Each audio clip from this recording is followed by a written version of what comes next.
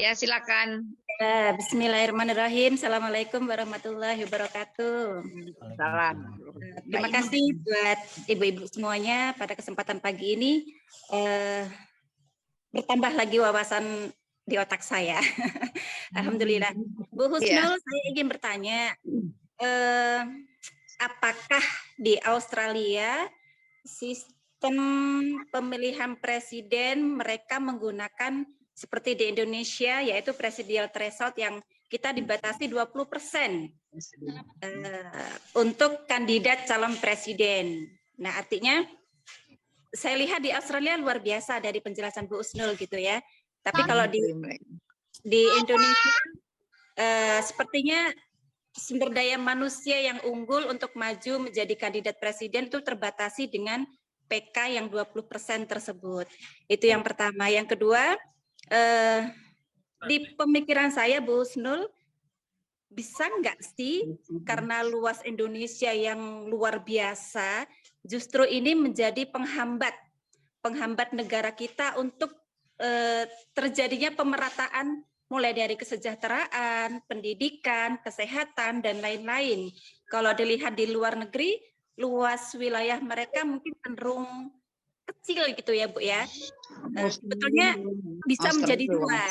Iya, bisa menjadi dua sumber daya alam kita bisa menjadi sebagai penguat untuk kemajuan Indonesia, tetapi jika terjadi salah kelola pemimpin kita yang mungkin belum bisa memanajemen dan lain sebagainya, itu justru menjadi penghambat kesejahteraan rakyat Indonesia. Mungkin ini Bu, dua poin yang bisa saya tanyakan kepada Bu Husnul. Terima kasih.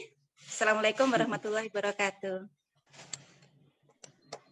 Jadi sistemnya itu bukan presidensial tapi parlementer. Kepala negaranya itu tetap ratu. Ya. Jadi ratu itu tapi kemudian wakil ratu di sana itu namanya gubernur jenderal. Gubernur jenderal itu dipilih oleh partai politik yang menang, biasanya ditunjuk, bukan dipilih, ditunjuk. Jadi gubernur jenderal itu ditunjuk. Kekuasaannya itu sebagai kepala negara, dia nggak kepala pemerintahan. Kepala pemerintahannya Perdana Menteri. Perdana Menteri itu juga minggu yang lalu kan aku kasih data itu Australia termasuk yang Perdana Menterinya juga tidak dipilih karena dia anggota parlemen. Ya udah dia ikut pemilunya sebagai anggota parlemen yang kemudian anggota parlemennya ini yang menang, partai politik yang menang membentuk pemerintahan. Ya jadi membentuk pemerintahan itu ya udah, tapi dari sejak awal mereka udah tahu, rakyat udah tahu yang akan jadi, kalau partai buruh ini yang menang siapa yang akan jadi Perdana Menteri itu tahu. Tapi bisa nggak di tengah jalan Perdana Menteri diberhentikan? Bisa. Ya biasanya kayak Julia Gillard dulu itu bukan menang di pemilu, dia menang di pemilu, tapi kemudian bukan jadi Perdana Menteri, cuma ada internal jadi kaukus kayak gitu, diganti dari Kevin Rudd ke Julia Gillard. Ya, yang seperti itu. Tapi itu sah-sah saja karena memang sistemnya begitu di dalam konteks pemilu di Australia. Ya, jadi bukan, kita nggak ada presidensial threshold, presiden yang kayak gitu nggak ada. Tadi aja yang partai politik saja, tadi saya katakan nggak ada itu threshold parlemen. One Nation Partai dapat 1, ya nggak apa-apa, nggak dapat ya apa namanya kayak Green dapat 1, ya dapat kursi di parlemen. Tapi dia kalau dapat 1 nggak pernah memerintah kan. Tapi kadang-kadang karena slim government, istilahnya slim government. Jadi kalau pemilunya itu ternyata yang menang itu tipis, maka partai-partai kecil itu biasanya berkesempatan untuk duduk juga menjadi kabinet, ya. Menteri. Jadi menteri kayak gitu. Karena dia harus membentuk koalisi kan harus 76 minimal kursinya. Ya, jadi yang kayak gitu. Jadi kalau dia cuma dapat 74 artinya dia butuh 3 nih. Nah, dia ambil itu biasanya Green Party karena Green Party itu biasanya lebih ke arah Labour dibandingkan ke liberal. Tapi ya bisa saja ke liberal. Di situ biasanya ada kontrak kayak gitu ya. Oke, saya ikut pemerintah ini, tapi bagaimana kebijakannya tentang lingkungan yang kayak gitu. Karena kalau ini kan minor partai ya, partai minor, partai kecil, dan dia partai yang tunggal kayak gitu, isu-isunya isu single issue, istilahnya single issue party kayak gitu ya. Jadi itu istilah yang dalam bahasa Inggrisnya begitu ya. Jadi itu sistem nggak ada sistem pemilihan presiden di sana. Tapi kalau kita balik lagi ke presidential threshold, sebetulnya 20% itu salah. Itu konsep yang salah. Kalau thresholdnya presiden di Indonesia adalah Anda menang di 50% plus 1 provinsi, jadi harus menang minimal 18 provinsi. Dan tidak boleh ada kemenangan Anda di provinsi-provinsi yang ada di Indonesia kurang dari 20%. Harus. Itu konstitusi bicaranya begitu. Ya. Jadi nggak ada di dalam konstitusi, oh iya Anda didukung oleh untuk bisa mencalonkan didukung 20%, nggak ada, itu akal-akalan partai aja. Dan kalau menurut saya, menurut Bandar, karena nanti urusannya ini kan urusan Bandar nih, urusan oligarki ekonomi yang biayai. Nah persoalannya oligarki ekonominya dari narkoba, dari apa itu yang kasus-kasus yang kita kemarin dipertontonkan oleh Allah kayak gitu, itu dipertontonkan oleh Allah, maka kayak gitu kita masih nggak meningkatkan iman dan takwa ya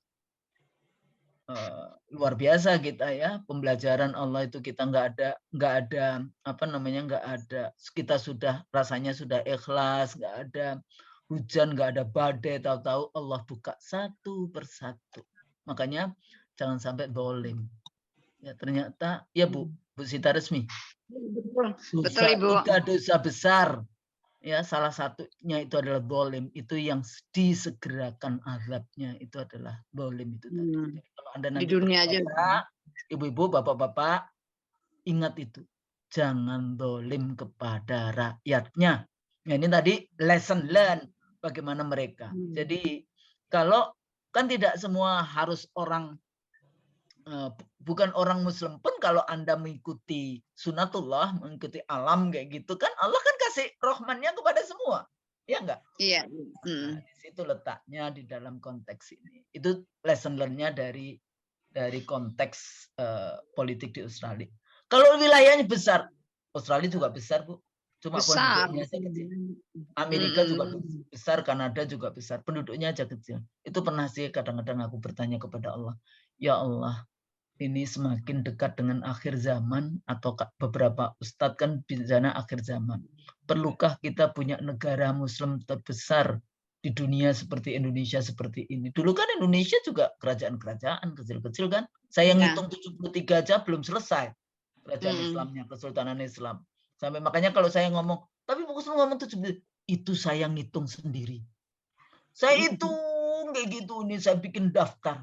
Akhirnya lama-lama capek, udah 70 ya. Makanya saya bilang 73 itu saya belum selesai ngitungnya kayak gitu. Karena ada kerajaan-kerajaan kecil. Kayak di Sulawesi Selatan, ternyata banyak sekali kan kerajaan-kerajaan, kesultanan-kesultanan di Sulawesi Selatan gitu ya. Dalam tanda petik dia Islam dalam konteks itu. Nah itu kalau besar kecil menurut saya mengelolanya itu tergantung. Di Australia tadi saya katakan negara bagian di Amerika juga negara bagian, namanya day-to-day delivery services. Jadi negara pusat apa urusannya federal di Amerika? Keuangan. Jadi kalau Anda bayar pajak itu larinya ke negara federal. Tapi ada nggak pajak negara bagian? Ada. Itu pajak-pajak kalau Anda makan, Anda beli, jadi itu GST. Jadi Good and Services Tax. Jadi pajak-pajak kalau Anda belanja, Anda jasa, Anda apa, itu pajaknya masuk ini. Tapi income tax, mau individu, mau perusahaan, itu masuknya ke federal. Makanya mereka punya kekuasaan keuangan. Kemudian kekuasaan politik luar negeri. Ya, di Amerika juga demikian. Dan kekuasaan militer, tentara. Ya.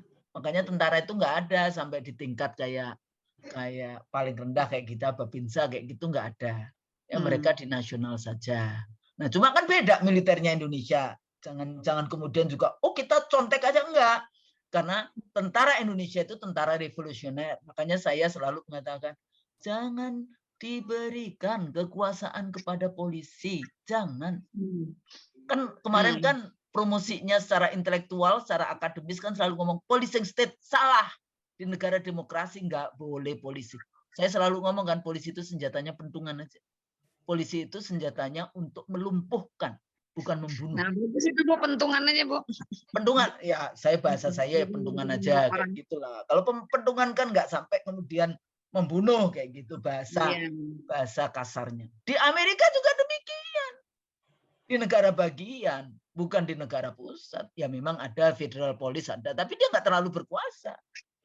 Ya, jadi yang tadi juga kayak gitu kan, makanya beda-beda kebijakannya. Negara bagian A, negara bagian B, ada yang boleh punya senjata api, ada yang nggak boleh. Di Australia dulu gitu, tapi karena ada kasus yang luar biasa seperti itu. Jadi sebetulnya besar atau kecil adalah bagaimana sistem diatur. Iya. Ya, jadi bukan karena wilayahnya dan sebagainya. Ya, walaupun kalau mau kecil kayak di Brunei, ya 350.000 penduduknya, memang kayak kabupaten, tapi memang ya rumah sakitnya cuma satu. Anda kalau ke rumah sakit cuma bayar $1, sisanya klinik-klinik aja. Nah, ya jadi tergantung Anda mau bikin apa. Persoalannya kan kalau Anda mau kecil artinya mau bisa memerdekakan. Saya dulu suka bercanda. Saya bilang kalau ke Aceh, kalau kita dukung aja Pulau Jawa merdeka sehingga nanti yang lainnya nggak taunya IKN mau dipindahkan. Mungkin itu nanti kalau IKN dipindahkan Jawa merdeka udah selesai. Kan nggak ada garansi juga. Negara Republik Indonesia abadi sampai kiamat kan nggak ada. Tergantung kita. Kita minta ada Tuhannya seperti apa, ada qada dan qadar kan, ada takdir kita. Nggak tahu gitu. Kalau zalim terus bisa saja kan. Nah, di sini letaknya Anda. Mau menjaga negara Republik Indonesia atau mau memecah belah kembali, karena dulu kan juga negara-negara bangsa-bangsa, kita sekarang diturunkan kan. Ibu Inatsan dari daerah mana? Dari Lampung, Bu. Nah, dulu kalau Lampung bangsa apa itu? Kalau di daerah kan ada bangsa Aceh, bangsa Melayu, bangsa bangsa Minang, bangsa itu dulu bangsa, kan kerajaan-kerajaan, kesultanan-kesultanan, bangsa Banten, bangsa Jawa, bangsa Yong Yafayong ini baru kemudian dijadiin suku bangsa. Sepertinya kita turunkan. Sepertinya kan dulu Uni Indonesia kan, Uni Eropa dalam konteks itu. Cuma ya pelajari lagi sejarah.